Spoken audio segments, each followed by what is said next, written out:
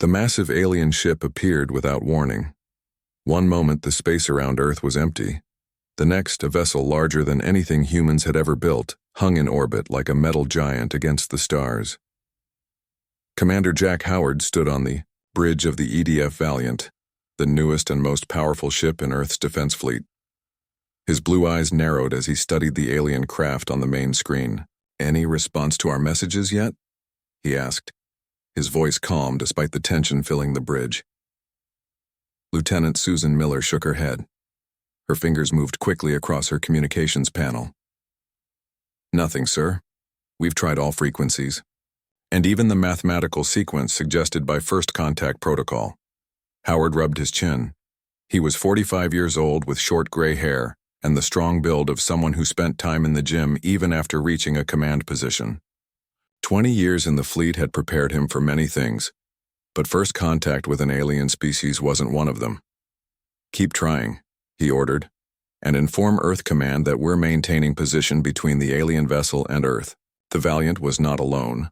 5 other EDF ships formed a protective line, ready to defend humanity if needed. Howard hoped it wouldn't come to that. "Sir," called out Officer Ben Riley from the sensor station, "the alien ship is powering up something. Energy readings are off the charts." Howard felt his stomach tighten. "Defensive positions, shields up." The crew moved with practiced efficiency.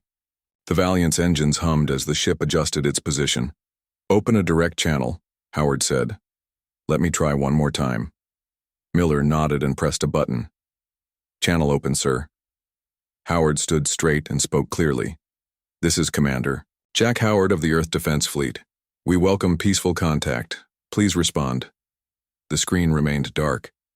The only answer was silence. "Sir?" Riley's voice had an edge now.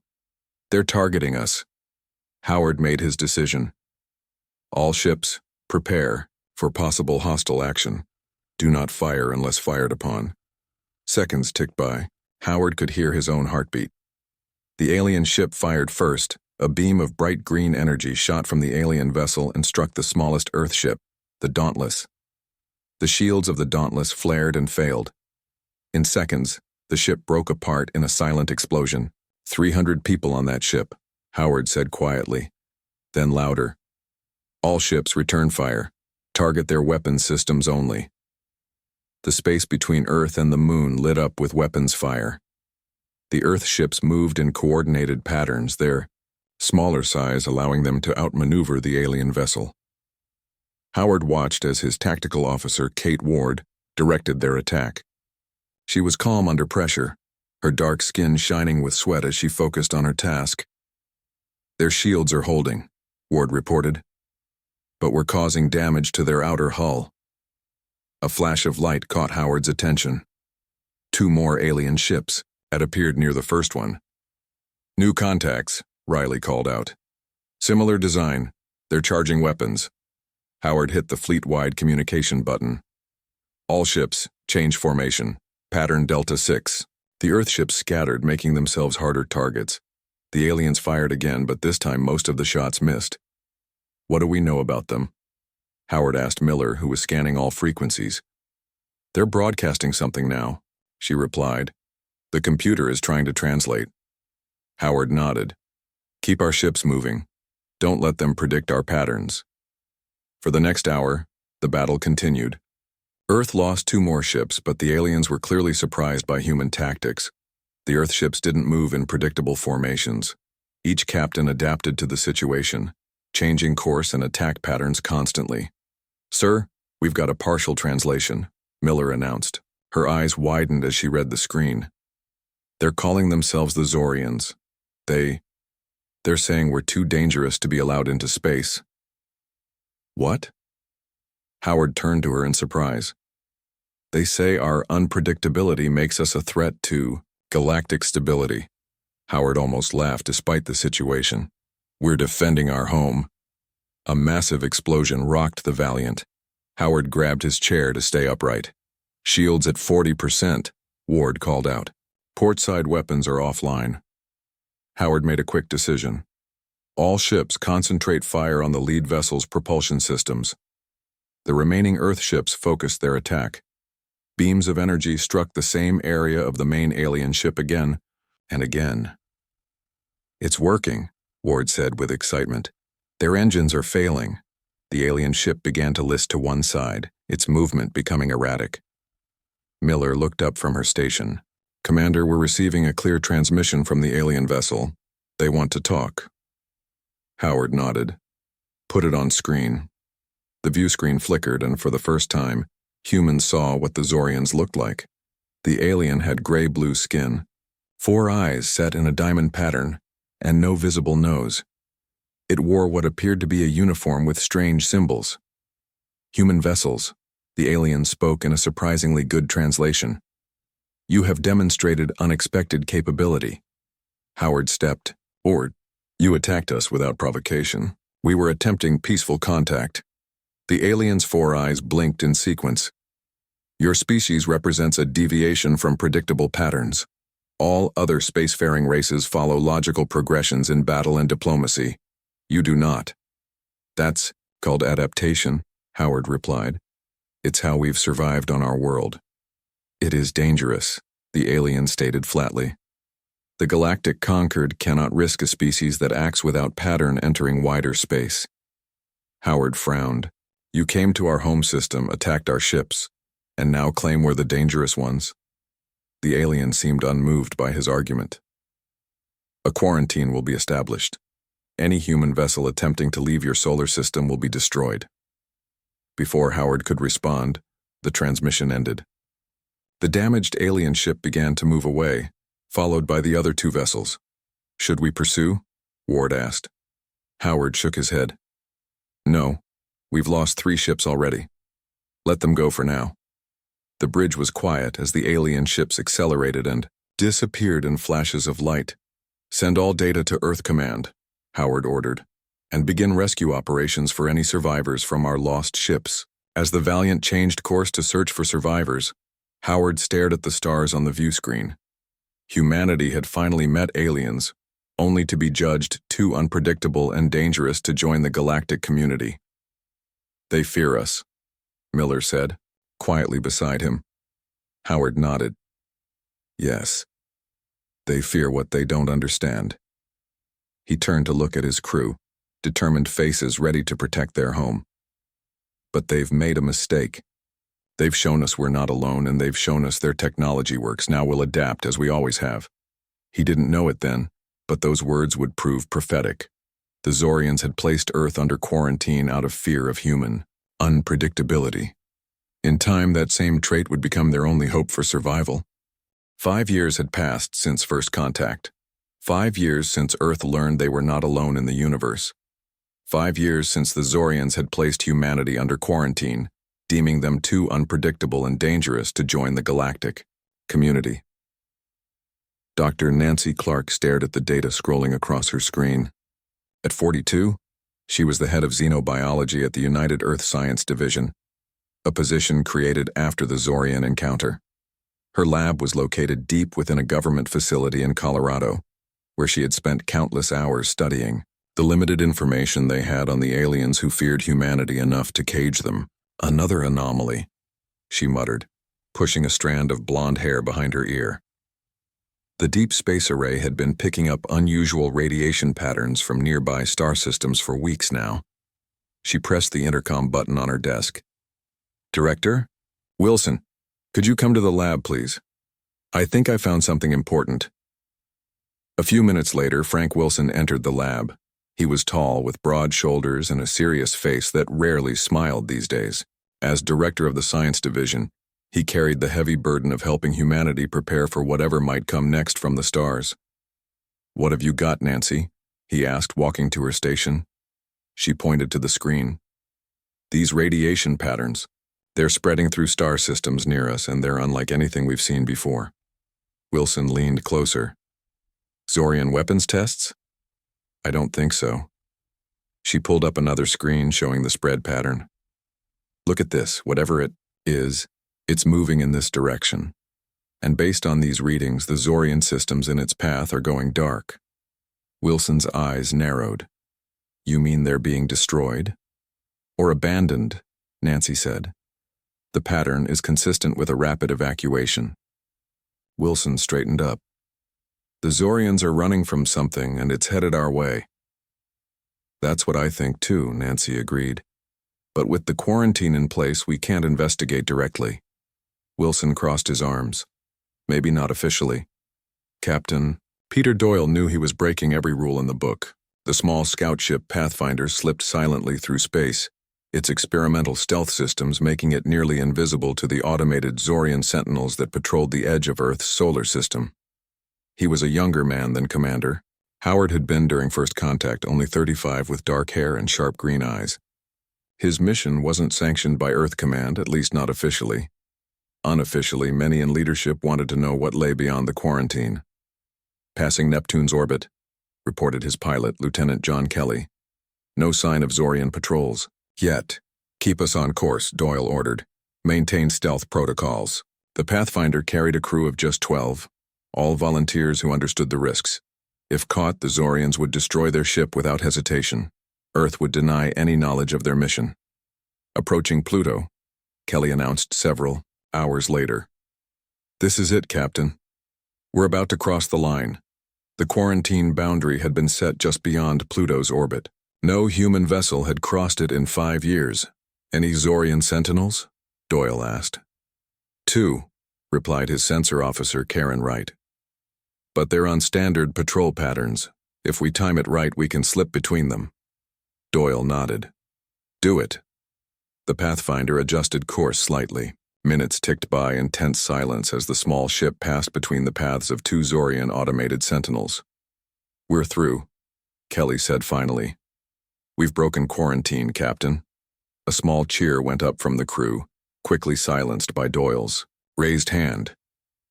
Let's not celebrate yet, he cautioned. We still need to find out what's happening out here and get back home safely. Captain. Wright's voice was suddenly urgent. I'm detecting multiple objects ahead, thousands of them. Zorian fleet? Doyle asked, feeling his heart rate increase. No, sir. They're escape pods. Thousands of escape pods, all moving in a straight line toward our solar system. Doyle moved to her station and looked at the sensor readings himself. Origin? Based on their trajectory, they're coming from Zorian colonies in the Tau Ceti system. Doyle frowned. Why would they launch escape pods toward Earth? We're under quarantine. Maybe because they have nowhere else to go, Kelly suggested from the pilot's seat. Sir, Wright spoke again, her voice even more concerned. I'm picking up a transmission from one of the pods. It's a distress signal. Can we translate it? Doyle asked. Wright worked her controls. The computer is processing it now. We've made good progress understanding their language in the past 5 years. Moments later, a broken, staticky message played through the bridge speakers. Flee, Harbinger comes, all worlds in path. Consumed, seek shelter, warn others. The message repeated, growing weaker with each iteration. What is the Harbinger? Kelly asked. Doyle shook his head. I don't know. But whatever it is, it's bad enough that the Zorians are fleeing toward the very planet they quarantined. Captain? Wright looked up from her console, face pale. Long-range sensors are detecting something behind the escape pods. I don't know how to describe it. It's like a cloud, but it's giving off energy readings unlike anything I've ever seen. Show me, Doyle ordered. The main screen changed to show a distant view. What looked like a dark, shimmering cloud was visible at extreme range. It moved with purpose, not like any natural phenomenon. That's the Harbinger? Kelly whispered. I think so, Doyle replied grimly. And if the Zorians are running from it toward Earth, then it's only a matter of time before it reaches us too, Wright finished his thought. Doyle made a quick decision. We've seen enough. Set course for home maximum speed. We need to warn Earth. What about stealth protocols? Kelly asked. Forget them. Speed is more important now. If we encounter Zorian sentinels, we'll deal with them. As the Pathfinder turned and accelerated back toward Earth, Doyle stared at the image of the mysterious cloud still displayed on a side screen. The Zorians had feared humanity's unpredictability enough to lock them away from the stars. Now something had appeared that frightened even the Zorians. "Record everything," he ordered. "Every scrap of data on those escape pods and that cloud. Earth needs to know what's coming." Nancy Clark was in the middle of briefing a room full of government officials when the alarm sounded. "Zorian vessel detected on approach to Earth," announced the automated system. "Non-hostile configuration. Requesting communication." The room erupted in surprised voices. In 5 years, no Zorian ship had approached Earth directly. Director Wilson silenced the room with a raised hand. "It seems our friends have decided to pay us a visit." "Why now?" Nancy wondered aloud. "After 5 years of isolation?" The answer came 3 hours later when Nancy and Director Wilson joined other top officials in the United Earth Council chamber. A single Zorian stood before them, its 4 eyes blinking in that strange sequential pattern. "I am Ambassador Zextal," the alien announced through a translation device. "I come seeking audience with Earth's leaders on a matter of grave importance to both our peoples." Nancy recognized the name. Zextal had been one of the most vocal advocates for Earth's isolation after first contact. Council Chairwoman Olivia Scott, a stern woman with silver hair, regarded the alien coldly. 5 years ago, your people attacked our ships, killed our people, and cut us off from the rest of the galaxy. Now you want to talk?" The Zorian's skin seemed to pale slightly. "The situation has changed. A threat approaches that endangers all worlds, including Earth." "What threat?" Wilson asked. "The entity we call the Harbinger," Zextal replied, his 4 eyes fixed on the humans. "It consumes all in its path.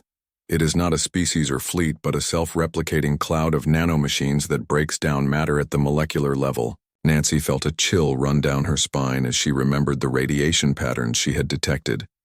"And you believe we can help?" Chairwoman Scott asked, skepticism clear in her voice.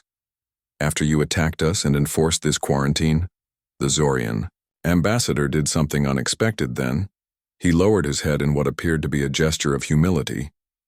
"It was fear that drove us to quarantine Earth," he admitted. "Your species adapts to warfare like no other we have encountered. What we feared then may be our only salvation now." The council chamber fell silent as the meaning of his words sank in. The quarantine was over. But freedom had come at a terrible price. The galaxy was facing extinction, and humanity's unpredictable nature, the very thing the Zorians had feared, might be the only hope for survival. Dr. Alan Murphy had never expected to work with alien technology. Before the Zorians arrived, he had been a respected engineer at a private tech company. Now he led a team of scientists in a secret facility beneath the Rocky Mountains, studying captured Zorian technology. "Their systems are elegant but predictable," Murphy explained to his colleague, Dr. Lisa Green. He was in his late 30s with brown hair that hadn't been cut in months and glasses that kept sliding down his nose. "Look at this propulsion system. It's perfectly designed for its purpose, but there's no room for adaptation." Lisa nodded, her quick mind following his logic. "They build perfect solutions for known problems, but can't improvise when facing the unknown. Unlike humans," Murphy said with a small smile. "We're messy, imperfect, but adaptable." "Exactly why they feared us," Lisa replied, "and exactly why they need us now." Their conversation was interrupted by the lab door sliding open. Director Frank Wilson entered, followed by a figure that made both scientists freeze in place. "A Zorian." "Dr. Murphy, Dr. Green," Wilson said formally. "This is Chief Scientist Vex Lar from the Zorian Science Division. By order of the United Earth Council, you are to provide him with full access to our research and begin collaborative work immediately." Murphy stared at the alien, taking in the 4 eyes arranged in a diamond pattern, the grayish-blue skin, and the strange uniform covered in symbols he couldn't read. After 5 years of studying their technology in secret, he was now expected to work alongside one of them. "The Harbinger approaches," the Zorian said without preamble. "We have 87 days before it reaches your solar system." Ambassador Zextal stood before the United Earth Council for the 3rd time that week. Captain Peter Doyle sat in the audience, still processing everything that had happened since his return from beyond the quarantine line. The Harbinger first appeared 1 year ago in what you call the Sirius system, the ambassador explained. It consumed 3 uninhabited planets before we understood what it was. By then it had grown too powerful for conventional weapons. What exactly is it? Chairwoman Olivia Scott asked. We believe it was created as a weapon in an ancient war, long before our civilization achieved space travel. Self-replicating nanomachines programmed to break down matter and convert it into more of themselves. Over time, its programming degraded. Now it simply consumes everything in its path. And you've tried to stop it? Captain Doyle asked from his seat. The ambassador's 4 eyes blinked in sequence. A gesture they had learned indicated discomfort. We have tried every weapon, every technology at our disposal. The Harbinger adapts too quickly. It analyzes our attacks and develops countermeasures within hours. Because you're too predictable, Doyle said, earning a sharp look from Chairwoman Scott. But the ambassador nodded. Yes, this is why we have come to Earth. Your unpredictability, the very quality that made us fear you, may be the key to defeating the Harbinger. In the weeks that followed, Earth became the center of frantic activity. Zorian ships arrived daily, bringing scientists, military personnel, and refugees from worlds already lost to the Harbinger. Dr. Nancy Clark found herself working alongside Zorian xenobiologists, sharing information that would have been unthinkable months earlier. Your species evolved on a planet with far more ecological diversity than ours, a Zorian scientist named Mexvor told her. Perhaps this explains your adaptability. Nancy looked up from her microscope. Maybe. Or maybe it's because we spent our history fighting each other instead of working together. A strange advantage, the alien commented, to gain strength from conflict. We don't see it as an advantage, Nancy replied. Just a reality we've had to overcome. Commander Jack Howard, now Admiral Howard, stood on the bridge of the newly built flagship Defiance. At his side was Fleet Commander Voxnar of the Zorian Defense Force. Your approach is unorthodox, Voxnar commented, examining Howard's battle plans on the tactical display. That's the point, Howard replied. The Harbinger adapts to patterns. We're going to be as patternless as possible. The combined Earth-Zorian fleet was assembling at the edge of the solar system. Humanity had contributed its most innovative battle strategies, while the Zorians provided advanced technology. Earth engineers had retrofitted Zorian vessels with what they called unpredictability modules, systems designed to make their movements and attacks random and impossible to predict. Our simulations show this strategy has only a 43% chance of success, Voxnar pointed out. Howard smiled grimly. In my experience, when humans are backed into a corner, we tend to beat the odds.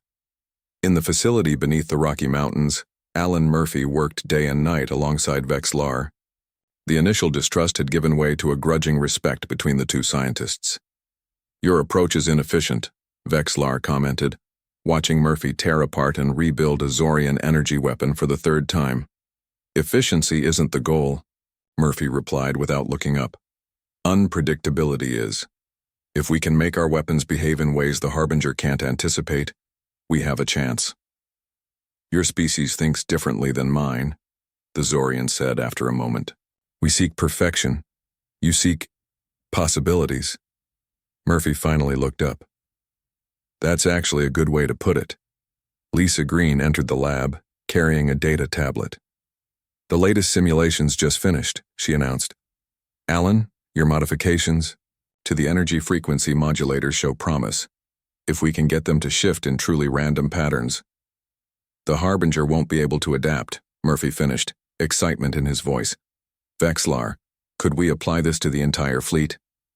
The Zorian considered for a moment, all 4 eyes blinking in rapid succession. Yes, but it would require reconfiguring every ship's energy systems. There isn't time. Murphy grinned. We'll make time. Admiral Howard stood in the war room of the Defiance, looking at the assembled human and Zorian officers. The mood was tense, but determined. The Harbinger will reach Alpha Centauri in 3 days, he said. We'll make our stand there before it can approach Earth. You all know your assignments. Our plan isn't to defeat it directly, but to establish a firebreak. disrupt its communication network and fragment it into manageable pieces. He gestured to Dr. Clark, who stepped forward. The disruptor technology developed by Dr. Murphy and Chief Scientist Vexlar will be deployed by small fast ships that will penetrate deep into the Harbinger's mass, she explained. If successful, the disruption will prevent the nanomachines from communicating with each other, essentially breaking the Harbinger's collective intelligence. A Zorian officer raised a hand. But the ships deploying the disruptors will be consumed. Howard nodded grimly. Yes, that's why those ships will be automated. No lives will be risked unnecessarily. I volunteer, Captain Doyle said, stepping forward. The Pathfinder is the fastest ship we have, and I know her better than any automation system. Captain, Howard began. With respect, Admiral, Doyle interrupted. This mission requires human unpredictability. An automated ship will follow its programming no matter how random we try to make it. The Harbinger will detect the underlying pattern. The room fell silent. Everyone knew he was right. Very well, Howard said finally. But you won't go alone. We'll assemble a volunteer force for the insertion team. As the meeting broke up, Ambassador Zextal approached Howard. 5 years ago, I advocated for your planet's quarantine. The Zorian said quietly. I believed your unpredictability made you too dangerous for the galactic community.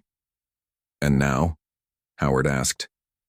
Now I see that the universe needs unpredictability. It needs chaos to balance order. It needs humanity. Howard looked around the war room, where humans and Zorians worked side by side, preparing for the battle ahead. Let's hope you're right, he said.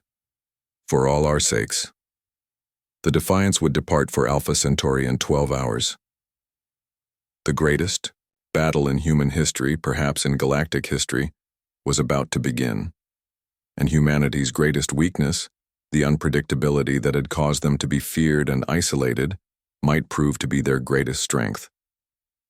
Captain Peter Doyle stood at the viewport of the Pathfinder, watching as the combined Earth-Zorian fleet moved into position. The vastness of space around Alpha Centauri was filled with ships of all sizes. Earth vessels were smaller, more agile. Zorian ships were larger, more powerful, but less maneuverable. Quite a sight, said Lieutenant John Kelly, standing beside him. Never thought I'd see humans and Zorians fighting side by side. Doyle nodded. The universe has a strange sense of humor. The Pathfinder had been modified extensively for its mission.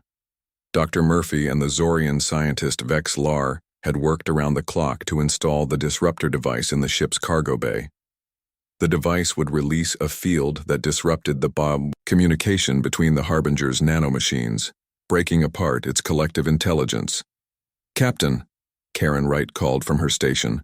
Admiral Howard is hailing all ships. Put it on, Doyle ordered. Admiral Howard's face appeared on the main screen. His expression was grim but determined. All ships, this is Admiral Howard. The Harbinger will enter the system within 1 hour. Remember your training. There are no fixed patterns to our defense. Each ship captain will react based on the situation as it unfolds. Trust your instincts. The Zorians have provided us with advanced technology, but it's our humanity, our unpredictability, that gives us our edge. He paused, looking at something off-screen. Long-range sensors have detected the Harbinger. It's larger than our initial estimates. All ships move to your starting positions. May God be with us all. Howard out. The screen went dark. Doyle turned to his crew. You've all volunteered for this mission knowing the risks, he said, looking at each of them in turn. Our job is to penetrate deep into the Harbinger and deploy the disruptor device. It's likely a one-way trip. We know, Captain, Kelly said quietly. We're ready. Doyle nodded. Then let's prepare for launch. I want all systems at full capacity. On the bridge of the Defiance, Admiral Howard watched as the tactical display updated with the Harbinger's position. It wasn't a ship or a fleet. It appeared as a massive cloud, dark and shimmering, moving with clear purpose toward the inhabited planets of Alpha Centauri. It's beautiful in a terrible way, said Fleet Commander Voxnar, standing beside him. Howard glanced at the Zorian officer.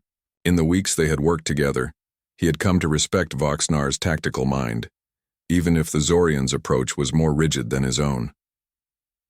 "How many worlds has it consumed?" Howard asked. 17, Voxnar replied.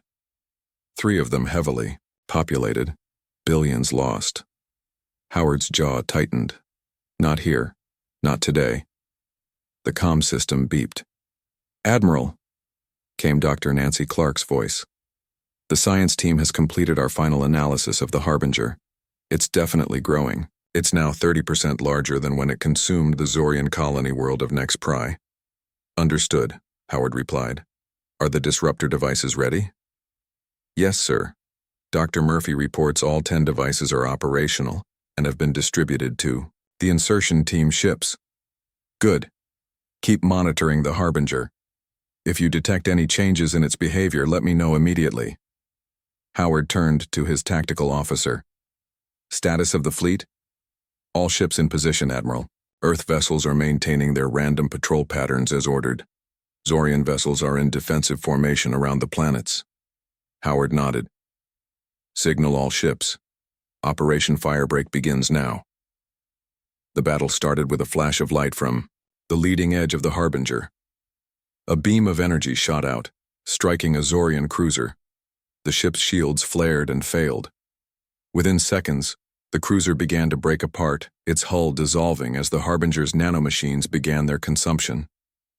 "All ships engage," Howard ordered. The fleet responded. Earth ships darted forward in seemingly random patterns, firing their weapons at different points of the Harbinger's mass. Zorian vessels moved in more coordinated formations, their powerful weapons creating temporary gaps in the deadly cloud. From the Pathfinder, Doyle watched the battle unfold. "Our turn," he said grimly. "Insertion team, form up on the Pathfinder. We move in when the next gap appears." 9 other small ships acknowledged, taking positions around the Pathfinder. Each carried one of the precious disruptor devices. There, Kelly pointed to a large gap that had opened in the Harbinger's mass after a concentrated attack by 3 Zorian battleships. "Insertion team, follow me," Doyle ordered. "Full speed." The Pathfinder shot forward, its engines pushing to maximum. The other ships followed, forming a tight formation behind it. As they approached the Harbinger, Doyle could see it more clearly. It wasn't just a cloud. It was made up of countless tiny machines, each no bigger than a dust particle. But together, forming an entity of frightening intelligence and power. 30 seconds to contact," Kelly reported, his voice steady despite the danger. "Weapons ready," ordered Doyle. "We'll need to blast our way deeper once we're inside." The gap in the Harbinger's mass was closing rapidly as the nanomachines moved. "To repair it. 10 seconds. Doyle gripped his chair. "All ships random evasive patterns once we're inside. Don't be predictable." The Pathfinder plunged into the gap, the darkness of the Harbinger closing around it. The ship's external cameras showed a swirling mass of tiny machines, like a metallic sandstorm. "We're in," Kelly shouted. "The gap is closed behind us." "Forward," Doyle ordered. "Keep moving deeper." The ship's weapons fired continuously, creating temporary paths through the densely packed nanomachines. The Pathfinder twisted and turned, never moving in a straight line for more than a few seconds. 2 of the insertion team ships are gone, Wright reported from her station. "Their signals just disappeared." Doyle grimaced but kept his focus. "Stay on course. We need to reach the center." The Pathfinder shuddered as nanomachines began to attach to its hull. Hull integrity at 92%. "And dropping," Kelly reported. "The shields aren't fully effective against them." "Increase power to the shields," Doyle ordered. "And increase speed. We need to reach the target point before they eat through the hull." The ship surged forward, deeper into the darkness. 3 more insertion team ships were lost, their signals blinking out one after another. 500 meters to target point, Wright called out. "We're almost there." The ship shuddered again, more violently this time. "Hull integrity at 75%, Kelly warned. "We're losing the outer hull plates." "Just a little further," Doyle said through gritted teeth. "How many insertion ships are left?" "Just 2 others besides us," Wright replied. "The Pegasus and the Venture." Doyle hit the communication button. Pegasus Venture, this is Pathfinder. We're approaching the target point. Prepare to deploy your disruptors on my mark. Acknowledgements came from both ships. The Pathfinder continued. Forward, its hull being eaten away piece by piece. Target point reached, Wright announced. Deploy the disruptor, Doyle ordered. Kelly pressed a series of controls. Disruptor deployed. Pegasus Venture. Deploy now, Doyle commanded. On the tactical display, Doyle saw confirmation that both ships had deployed their devices. 3 disruptors, placed in a triangular pattern at the heart of the Harbinger. Activate, Doyle ordered. All 3 disruptors activated simultaneously. A wave of energy pulsed outward, invisible to the naked eye but devastating to the Harbinger's communication network. The nanomachines around the ship seemed to hesitate, their attack on the hull slowing. It's working, Kelly exclaimed. The nanomachines are losing coordination. Get us out of here, Doyle ordered. Full power to engines. The Pathfinder turned and accelerated back the way it had come, but the damage to its hull was severe. Hull integrity at 45%, Kelly reported. Engines at maximum, but we're losing power.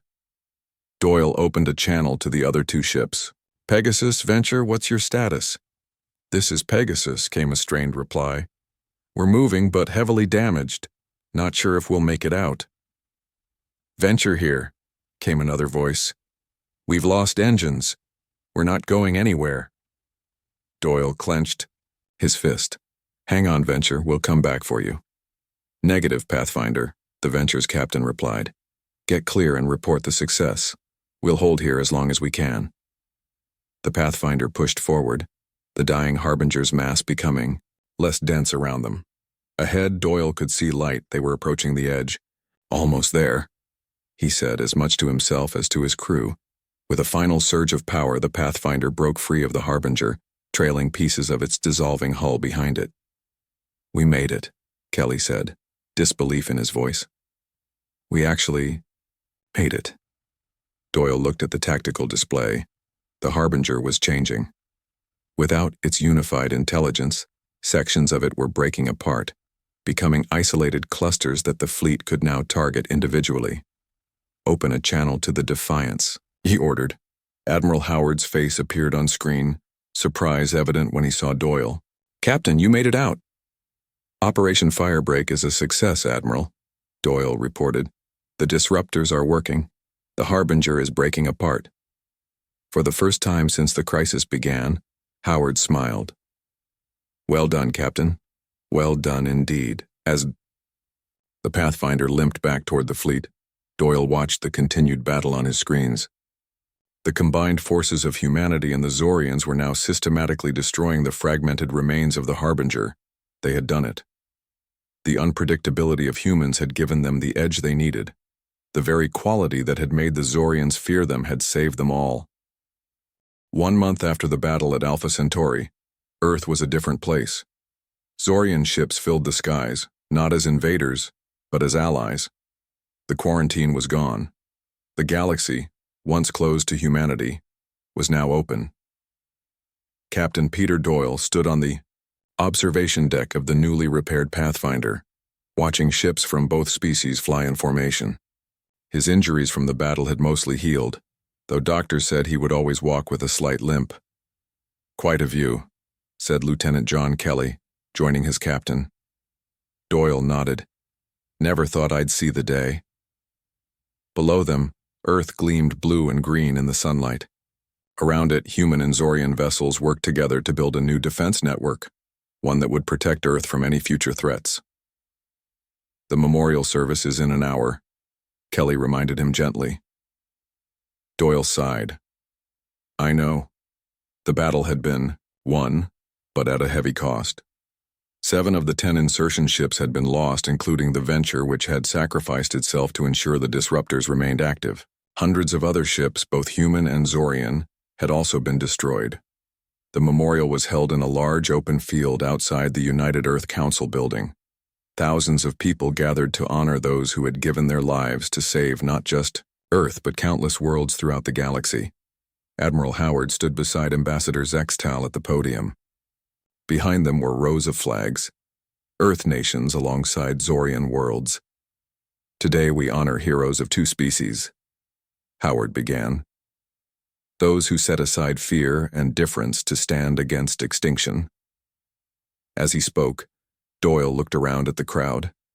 Humans and Zorians stood side by side, united by shared loss and shared victory. They feared us, Kelly whispered beside him. Now they stand with us. Doyle nodded. Fear can unite as well as divide. We just needed a common enemy. Later that day, Ambassador Zextal addressed the United Earth Council for the final time before returning to the Zorian homeworld. We feared you because we did not understand you, the ambassador said. Your chaos, your unpredictability. These qualities that we deemed dangerous are the very things that saved not only your world, but ours as well. Chairwoman Olivia Scott stood to address the assembly. Today marks a new chapter in our relationship with the galaxy. We've proven that humanity's place isn't in isolation, but in cooperation. Our differences aren't weaknesses to be feared, but strengths to be shared. The council chamber erupted in applause. Dr. Nancy Clark, sitting beside Director Wilson, felt tears in her eyes. 5 years of isolation had ended. Humanity was free to reach for the stars again. Dr. Alan Murphy stood with Dr. Lisa Green and Vexlar in their lab beneath the Rocky Mountains. The Zorian scientist was preparing to return to his homeworld. Our work together has only begun, Vexlar said. Your approach to science, trying what shouldn't work, following hunches, it saved us all. Murphy smiled. And your precision and knowledge made our crazy ideas possible. We make a good team.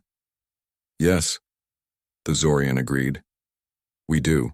As night fell over Earth, Captain Doyle stood alone on the Pathfinder's observation deck. The stars seemed brighter now, more welcoming. Captain, Wright called from the doorway. We've received our new orders. Oh?